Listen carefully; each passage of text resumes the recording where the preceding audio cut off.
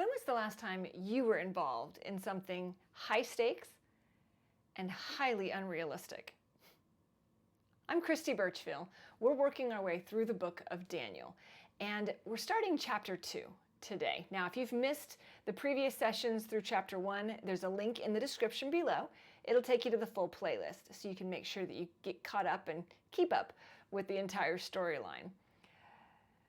Daniel chapter 2. It's very interesting.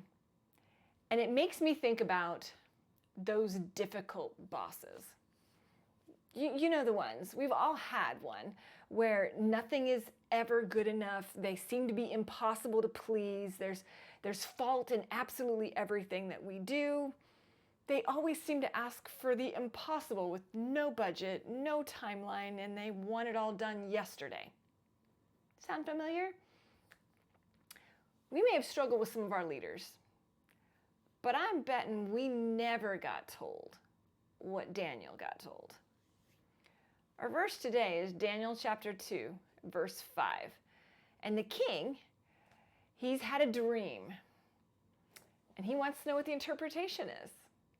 So, Daniel 2:5 says, "The king replied to the astrologers, 'This is what I have firmly decided. If you do not tell me what my dream was and interpret it, I will have you cut into pieces and your houses turned into piles of rubble.'" Yeah, imagine getting told that in this week's business meeting when you're in looking at projects. When was the last time you knew what somebody else had dreamed about the night before? Now, if you think about it, for this day and time, dreams were not all that unusual, and people ascribed meaning to dreams. And so for the king to have had a dream that he felt like had purpose or had meaning was not odd. Typically, the king would have shared this dream with his wise men, and they would have pondered it and thought through it and then given him an interpretation of what it means. Not this king. This king decided he wanted to really know, do they really know the interpretation for this? Or are they just making something up? So, in order for me to test that, they need to tell me what my dream was and then tell me the interpretation. And if they don't, I'm going to assume they're fake and I'm going to kill them all. When you start talking about having difficult bosses or high stakes pressure leadership situations, this pretty much is about the top of the top for this. We can be working with really difficult people, and we can find ourselves in what seems to be truly impossible situations. And then the question becomes, how are we going to respond? This chapter, as we go through this over the next couple of days, we'll see a couple of different responses of how people are dealing with being put in a situation like this.